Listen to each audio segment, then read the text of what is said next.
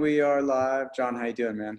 Hey, good. How are you? The intros are always the weirdest because we've been talking offline and then we act like we haven't. No, it's good. Yeah. This is our first 5 seconds of a whole. Okay, Nomadic, traveling bags, Kickstart aficionado. Can you give a 30-second intro on what Nomadic is and how you got started in it? Totally. Yep. Me and my business partner, my cousin as well, we started the company about 5 years ago. We launched a wallet on Kickstarter. That was kind of our first product attempt at just creating a small side hustle is what it was really. We weren't even trying to start our full business. We had a goal to raise $10,000 on that Kickstarter campaign, went on to raise $170,000. And immediately we were like, holy crap, we've got a business. We had like $60,000 in profit. So we were super excited about just having some cash in the bank. And at that point it was, do we split this money or do we try to make this something else? And so we decided to just keep all the money in the company and try to grow. So then we launched a notebook and then got into the travel bag space. And that's when we switched our name to Nomatic. And we just rebranded and went after just bags for travel and every day. That first campaign crushed it. We did almost $3 million through Kickstarter and Indiegogo. And so it just really resonated with our customers, and we knew we were going to kind of be a bag company moving forward. So yeah, that's kind of where we got our start. And now we've launched 2 full lines of bags. We just finished a Kickstarter a month ago for a new line that we just launched, and those will be available in October. So from the very beginning, how much have you raised on Kickstarter from the start? Yeah, we've done 10 total campaigns, and we've raised 13.5 million through Kickstarter and Indiegogo. So as soon as it's done on Kickstarter, we transition over to Indiegogo and keep crowdfunding it for the time that we're doing the manufacturing. And so we often include those numbers. But if you were just to look at the actual Kickstarter numbers, I think it's somewhere in the range of about 9 million funded through Kickstarter. That's awesome. Have you ever had a campaign that just do you always set a goal that you feel like is attainable, or do you, now that you've been in the business, are there some SKUs that you're like, if we don't do at least 100 grand on this, like it's just not even worth bringing this thing into reality? Yeah, we always choose a goal that we think is obtainable. But we do it now. Honestly, Kickstarter's a lot of people will come back to us and they'll say, why are you launching another Kickstarter? Like, you're already an established brand. You don't need this platform anymore. But to us, it's invaluable because we have all of our customer base that kind of lives in the Kickstarter platform. And so they love it. And when we launch a new product, they're just super excited to jump on and repurchase. But more than that, we're able to get feedback from those customers before we go into the manufacturing phase. So the first thing it does is it gives us super valuable information to do a product exactly the way that our customers want it, so we don't have to guess. And then also we're able to get that cash up front so that we don't have to take any outside funding to grow the business. So right. We've been able to grow the company over the past 5 years with taking very minimal outside funding or bank debt or anything like that. So do you have outside, is it all self-funded, just the 3 of y'all, or do you have outside capital partners now? Yes, as of early this year, we closed a small seed round that we did with just some private money. Two of them are members on our board. So it was just a small round, but other than that, we haven't taken any funding to grow. And is that funding used, do you take on funding? Because with Kickstarter, if you've kind of figured out the whole magic formula, the outside funding, is that for just internal processes? You want to bring manufacturing closer, or what was the decision was it just smart money? We want people on the board that can help us get to whatever the next stage is, or what was the thought? Yeah, we were at an interesting point. Last year was one of the hardest years for the company because we pushed really hard for growth, and it was at the expense of just like we basically put all of our profit back into trying to grow. So we were at a break even last year, and it got to the point where with how much inventory we needed to store across 3 different warehouses in the world, we had one in the Netherlands, one in Canada, and one in Mexico. We had to store so much inventory that it gets hard to split it 3 ways. And so we would do our initial Kickstarter and get some of the inventory we needed to fulfill those, but then the extra inventory that we needed to like sell in Q4 when we have like, these massive sales, we needed to keep stock on hand. And so we needed the cash mostly to just buy inventory. And then, so yeah, that was really all it was for. It was just replenishing a lot of our inventory that we had sold through in Q4. Because the cash turn of the business because it was growing faster than your cash turns. Exactly. Yep. Yeah, that's interesting. And obviously that's a scale. That's what was the revenue number where you started to feel that cash crunch, that scaling issue? As soon as we broke, so last year we were so if you include the Kickstarter campaign we did at the end of the year, we broke 20 million last year in revenue. And we were on pace to do about 17.5 million on our website. And we were starting to feel the pain probably in the middle of the year. Like as soon as you're approaching that Q4 timeframe where you're doing a bunch of the ordering to get the product in stock, our lead time is about 4 months to get product in our hands. And so we had to do a lot of that purchasing in like the middle of the summer for Q4. And so that's when we really started to feel it. So like in September and that time it was starting to get tight, and we were, the cash was tight. And then you have these big sales, and we had our big Kickstarter, and then it was like, okay, we're fine. But then as soon as you ship all that inventory out, it starts to, and you're seeing the sales come through on your site again, you're realizing, oh man, we have to stock up and you have to keep inventory, otherwise you have nothing to sell. So we just placed another purchase order, and that's kind of why we needed the cash. Yeah, that's interesting. What is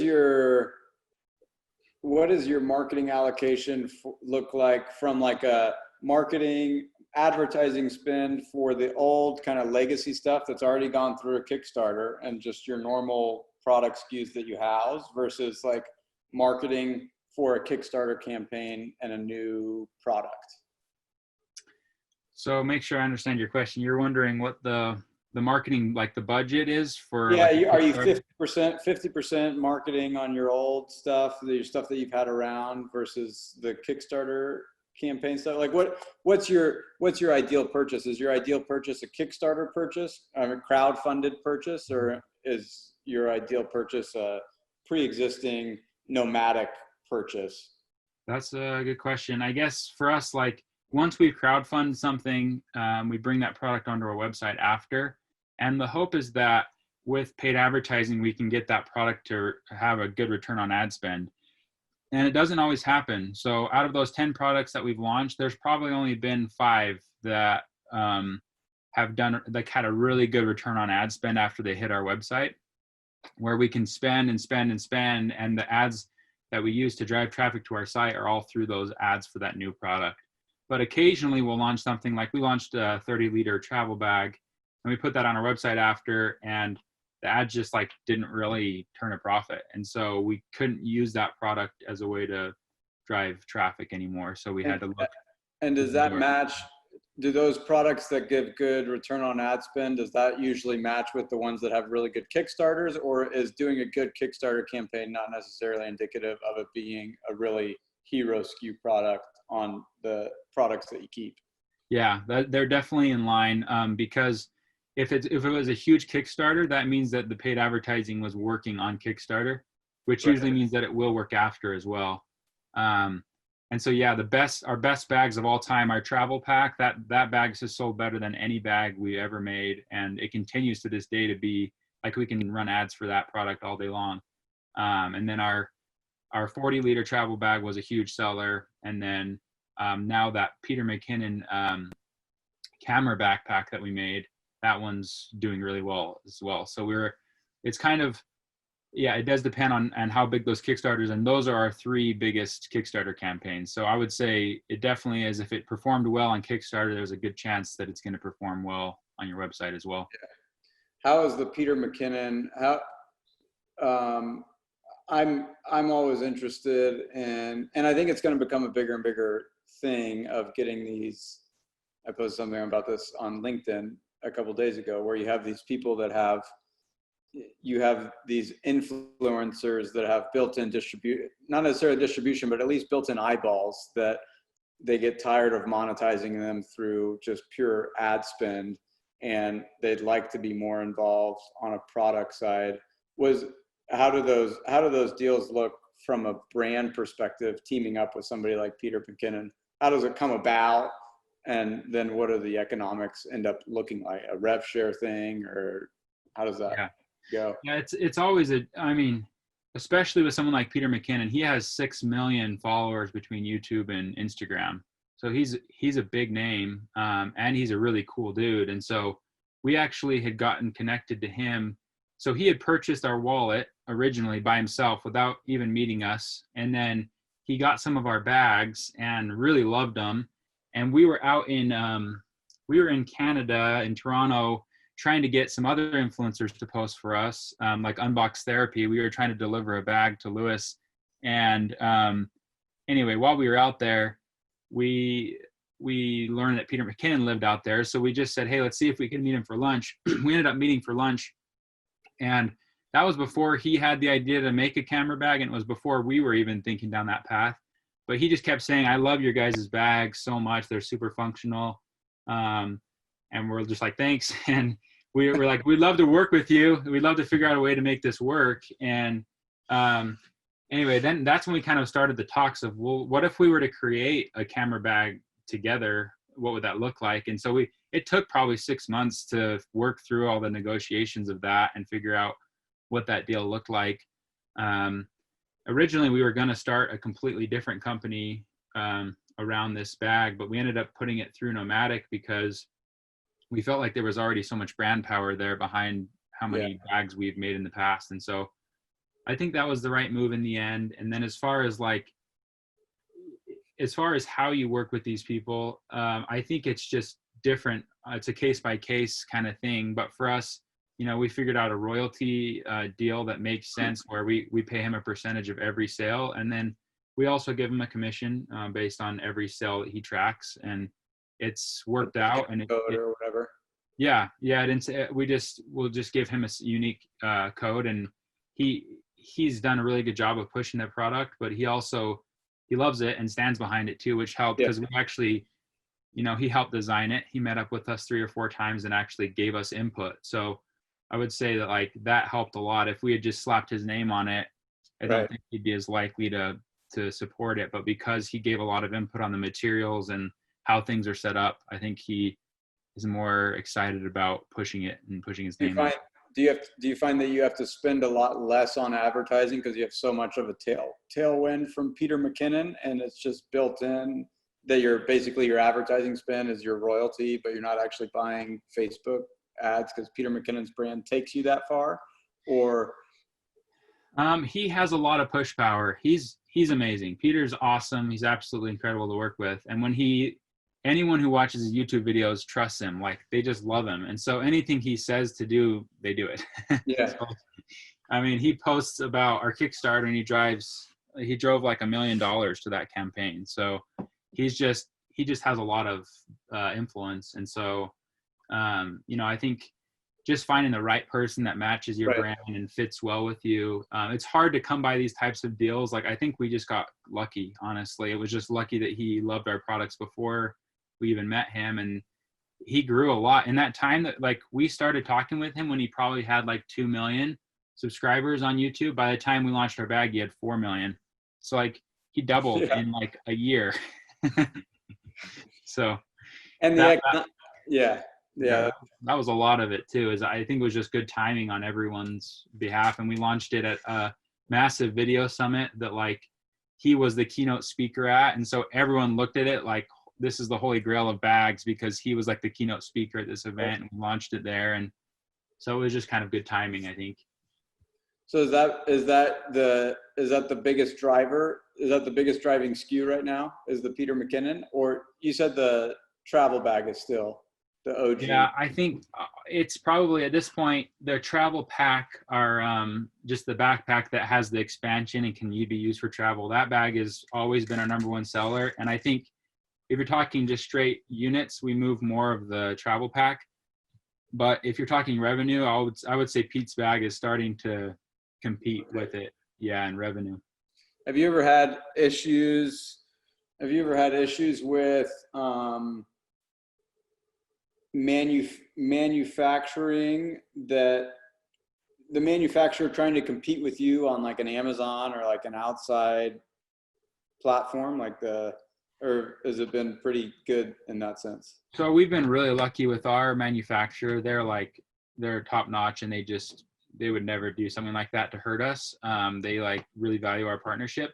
But we have these like spam sites that have picked up in the last 6 months, or I would say 2 months, and it's just gotten ridiculous. Like we literally are taking down probably one site a week right now of ones that pop up, and they use all of our imagery, they use all of our videos, and they mark the Peter McKinnon bag for like $35 when it's actually $399.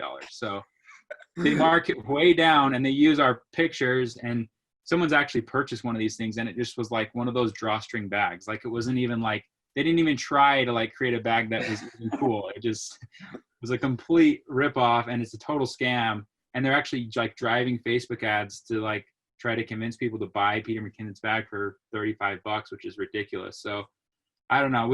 If it's on Shopify, we're able to completely shut them down and stop them. Right. But if they built it out on like WordPress or some other site, like there's nothing you can do to stop these guys from just ripping you off. So that's been really difficult to deal with. Yeah. How do you think about, I would assume a potential problem with something like Nomatic, and I've seen some of the reviews, is that the product is just so durable and so long lasting that you don't have a lot of obsolescence and repeat. I mean, you have to get that customer and bring them to your next SKU, and as opposed to a native deodorant where they're buying on a monthly basis, right? And so how do you think about repurchasers, keeping them within the brand, moving them to other segments, and then dealing with the fact that your products are so sturdy and they don't go obsolete? You need to build worse product. Yeah, we've definitely wished we had more consumables, but at the same time, you'd be surprised that people that call themselves like bag fanatics and bag snobs, like they're willing to replace bags fairly often. And Really? So one thing we have tried to do is introduce new innovative bags that have features that the other ones potentially didn't, and people get really excited about this. Or maybe it's a different bag for a different scenario, like, you know, you have one bag for your work, you have one bag for travel, but then you need that bag for like, you know, that hike, or you're going, you know, commuting to some activity and you need some small sling. So we tried to switch it up and launch new bags that offer a variety for people, and so that they now are like see a need to buy them, even though, so we try not to have too much overlap, I guess is what I'm saying. And then we also, what we've done in the past is we actually had some issues with some of our zippers breaking on some of our bags, because there was this really tight corner. I'll even show it to you. I got it right here.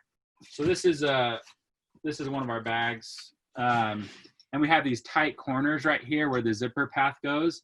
And we've had to actually round those out, because I actually have, I have an old one here. So that's why I'm like. Oh, it's great. Product demo. No, yeah.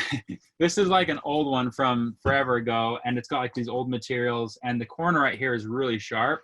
So you can see how we kind of like rounded it out more. Can you see how that's different? Yeah. So we rounded the corners. We actually like swapped these zippers out for YKK because they just kept failing in these corners right here.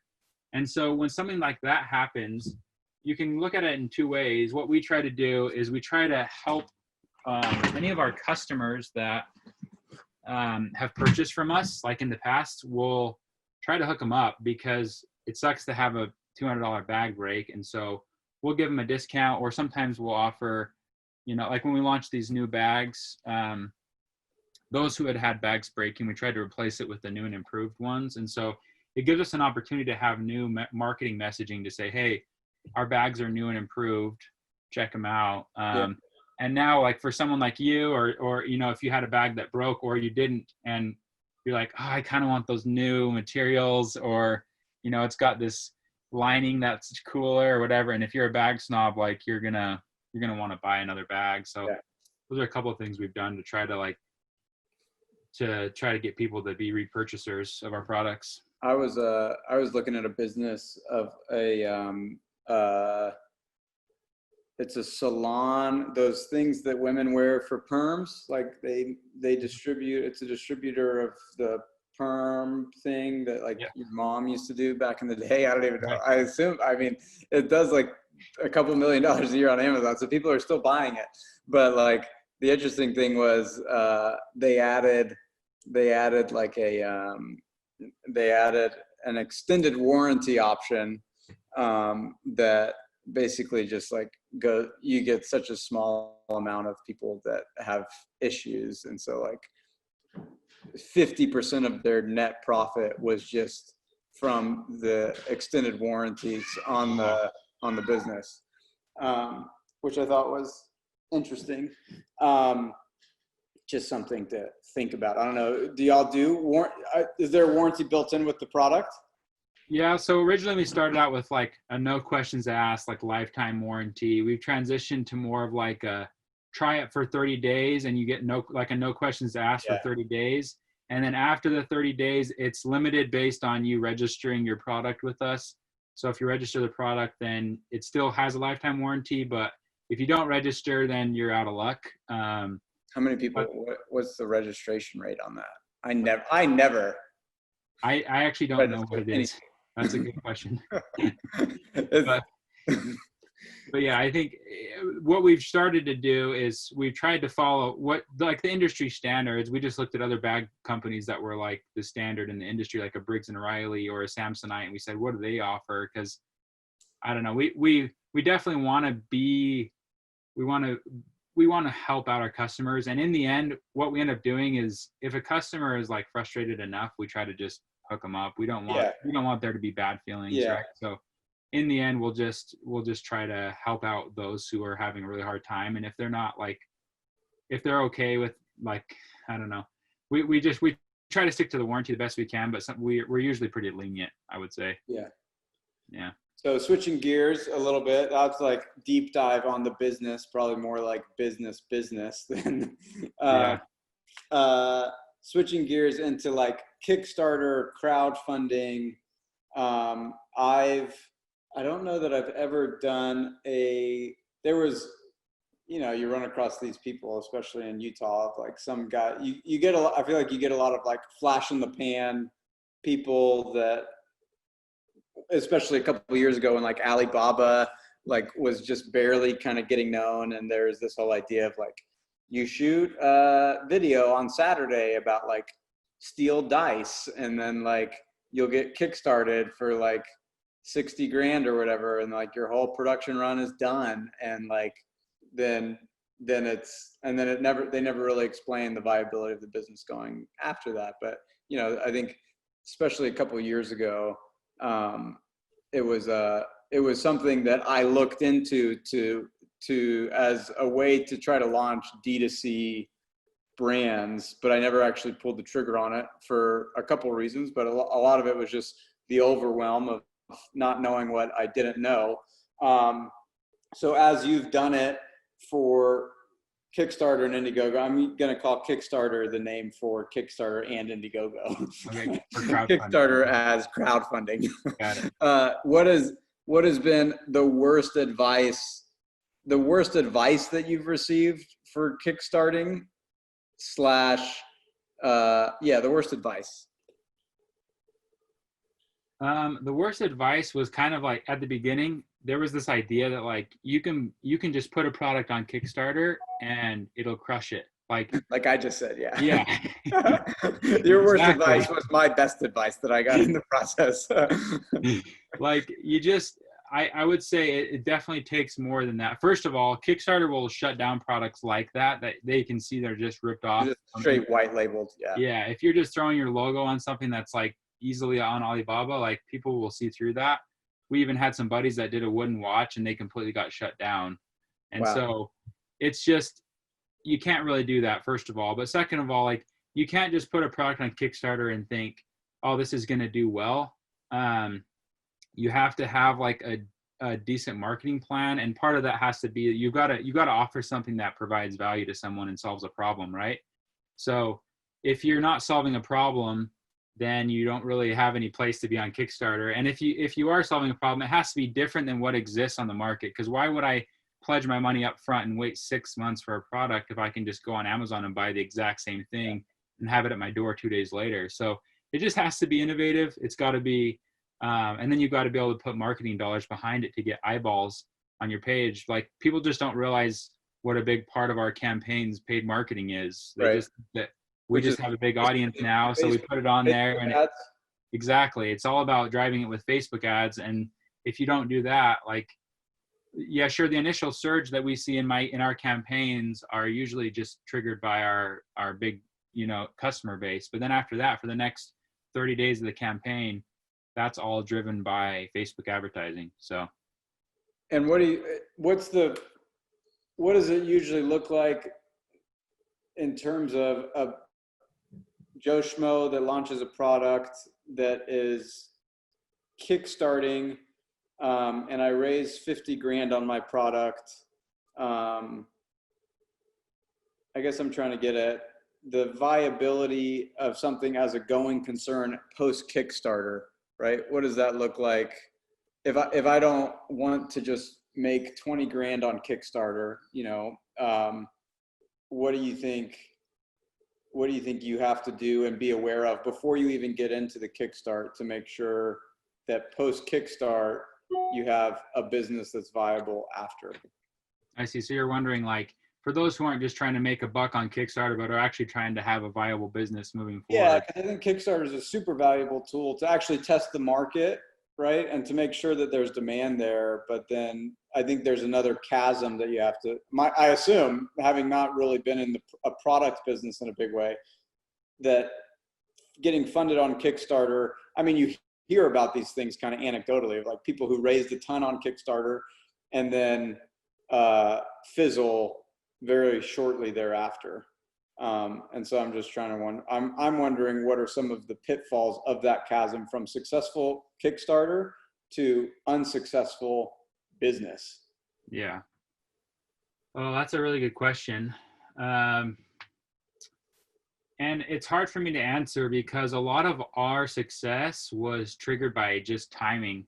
Yeah, we started 5 years ago, and back then Facebook ads was like printing money. Like right. It was just the golden age of Facebook. And so right now, with how things have gotten more expensive, it's a lot harder to put a product on Kickstarter and then watch it succeed, let alone sell it on your website, because we'll often see better conversion rates on Kickstarter than we see on our website after. So it's a hard thing to kind of continue that. And especially if you don't have a lot of trust from people and it's your first product and, they're hitting your website and they're just saying that you've got like one SKU on there. It's a little bit like concerning, like, can I trust this company? And so I would say, I don't know, it's a hard one. I think you just kind of have to be thinking in that mindset all the time so that all the video assets you're making and everything, they can be applied after to create like good solid videos for your website and things. So it doesn't feel like it's a Kickstarter type company. Right. I'm trying to think what else you could do to like think ahead so that you have a viable business. The biggest thing is just to keep engaging with your customers, probably, because if you get 500 backers on Kickstarter, let's say, you want to just keep engaging with those people because they're going to be the ones that repurchase, or that when you launch a new product that you want to nurture that relationship. So I'd say, like, make sure you're taking care of the customers that you do have. And then, I would say just be, planning for the future as far as like all the assets you're creating, everything, make sure that those look good and that they're professional enough to sell on your website after. What's like minimum you would try to roll into a Kickstarter? Like, oh, I have, like, don't even think about Kickstarter unless I got 10 grand, 20 grand, 50 grand. What do you think is like the, For just like how much funding you would get? for like, in order cost out of pocket to Oh, produce the campaign, right? okay. It's not like I can't just crop a picture from Alibaba and put it on there Yeah. and like spend $200. And I think a lot of people like limp into Kickstarter, and I've seen the like campaigns where it's like shot on an iPhone and like Yeah. shoestring budget, you know? Yeah. So what do you think is like a decently funded way to like have a viable and successful Kickstarter campaign? Yeah. I mean, that really depends on the product you're launching. There's not going to be an answer that applies to everything. I can tell you for us, like, we started with something that we thought would be as easy to rapid prototype as possible and would be super inexpensive, which was a wallet. So Right. the first product we did is a wallet like this. We literally went down the street to Joann's and bought the elastic and the webbing ourselves, and we sewed it in our basement. And so total cost to like set up the business, get it registered, open a bank account, like buy the materials to sew these wallets, out the door we were like $200 before we launched our campaign. We bootstrapped everything, like you said, we shot it all on our personal like cameras that we had. We did everything in PowerPoint, like super bootstrapped, and $200 investment, we raised $170,000. So that's like one where it's like, okay, that's a really unique scenario. But I just talked to a guy today who's doing these like self-lacing shoes, and they've been around for 10 years and they've invested probably millions into that patent and that technology and stuff. So I would just say, like, if you're just someone who's trying to bootstrap and do it on your own, try to find a product that you can rapid prototype. Try to find a product that doesn't have plastics and metals and things that you're going to have to like open up molds for and like work with China, and you're going to have to spend months and months going back and forth on that kind of stuff. You know, try to find something that's a little bit quicker to prototype and that you can do yourself. And then that'll put you way further ahead than if you try to go the long haul of, you know, designing something super intense for your first round. Yeah. How have you found your supply chain post coronavirus / in the middle of coronavirus? Decent? You're still pro China, get everything everything manufactured in China, or you're like, not from a political standpoint, but just from a security in your own supply chain?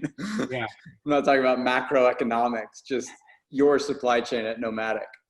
Yeah, no, that's a good question. We actually tried to do a lot of the product in the United States originally, but we found it cost prohibitive, so we had to go to Asia.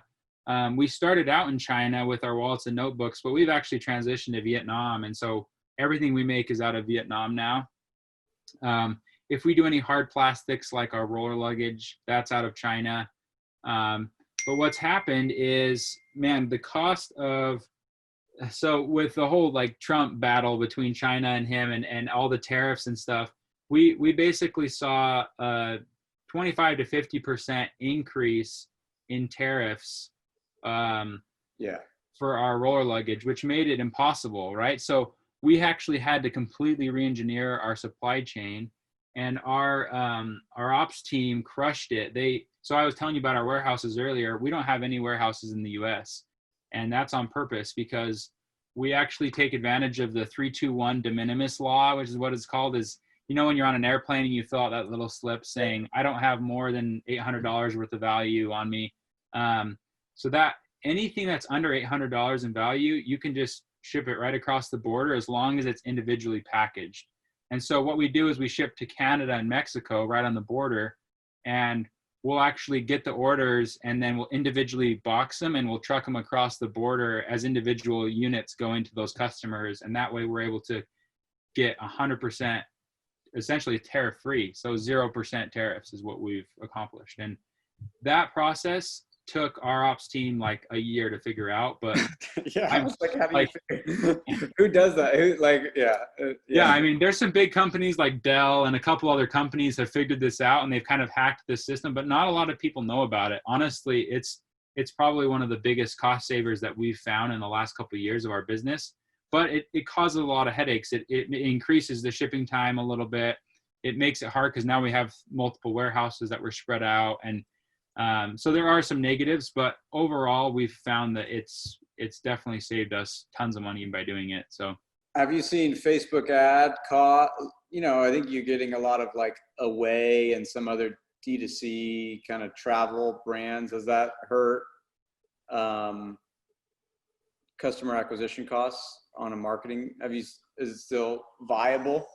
Yeah, I mean, I can't say like based on what Away is spending, how it's influencing us, but I can say like as a general rule, over the last 2 years, Facebook ads have almost been doubling year over year. So like the costs are just going way up.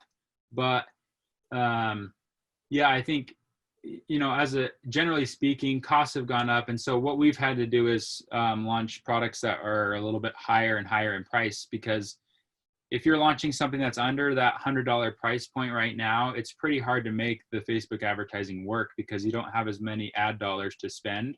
So, you know, $20, you know, on an ad doesn't get you what it did like 5 years ago. And now you have to spend almost $100 or $200 on an ad to really prove if it has legs to go. And so we tried to launch more expensive, I shouldn't say more expensive, but just higher quality product that costs more. Yeah.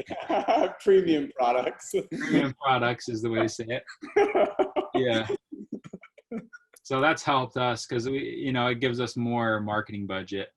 And you're saying that that's across the board from a Kickstarter. Like if I'm looking to Kickstart, I should be looking at basically I need to hit something above $100 in price and shippable, so under 2 pounds, like everything, all those things that really stick you on a shipping standpoint. That's what I should be thinking. Yeah, if you're like, I'm gonna craft the unicorn of products, it would be something that's super lightweight and small so that you can ship it.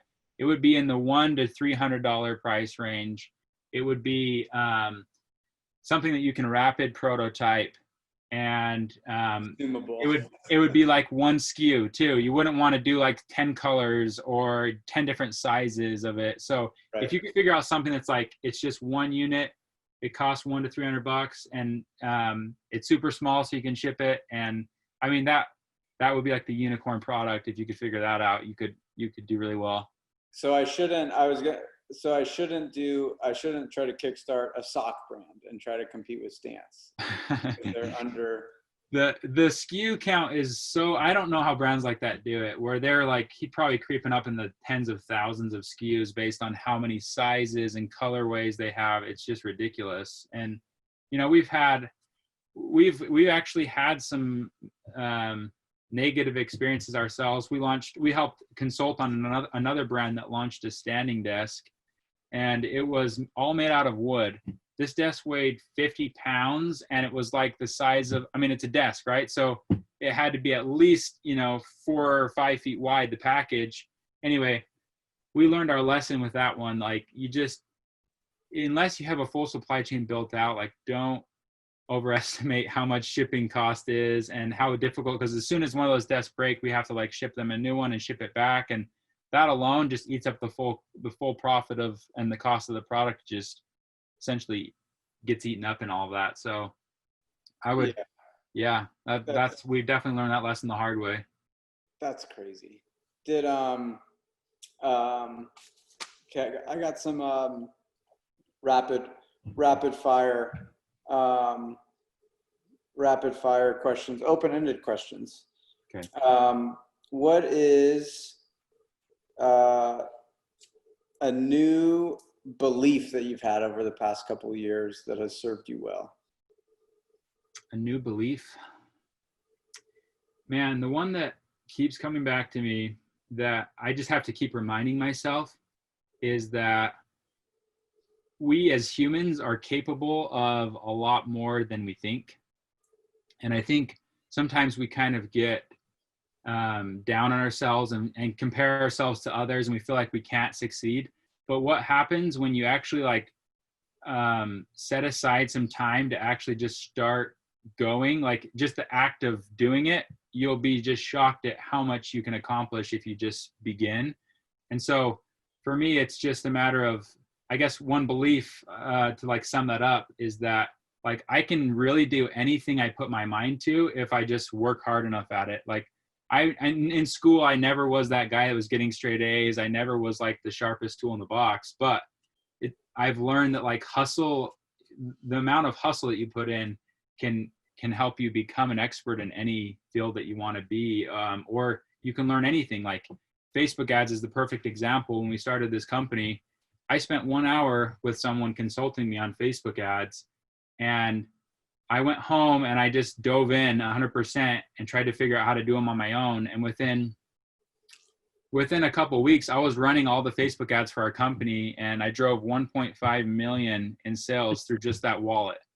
So that's the perfect example. I never, ever, ever had even looked at Facebook ads or even thought about them. And then 2 weeks later, I was like our social media, like advertiser, manager. So it doesn't, I would just say like, yeah, sorry, that's kind of long-winded, but like, don't be afraid to just like dive in and learn something. It takes a lot of hard work, but you can do it. Like you just have to take that first step. Yeah, I just read a book called Releasing Your Brakes, like all of the like stops and like walls that we put up just mentally, like for ourselves, like even in our goals, like if you have a financial goal, like you set it and then it's like, well, why not do more than that, you know? Yeah. Like, why can't you do more than that? And you just like put all these artificial barriers up for no reason. What's something that you've become better at saying no to? Oh.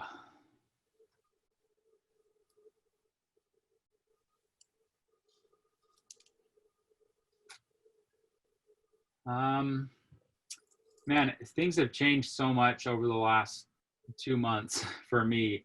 Like for a while there, I guess I just, as a business owner, I got to the point where, 5 years into the company, I realized like I had kind of become like the catch-all. Like there was so many little tiny things I was doing day to day that it was getting like tedious, where I was looking at legal stuff here, and the next minute I'm like, creating a new Gmail account for someone. The next minute I'm doing, and so then all of a sudden it's like I'm wearing every single hat. And so for me, I got a lot better at just saying like, I'm not going to do this anymore. I'm going to start delegating this to my team.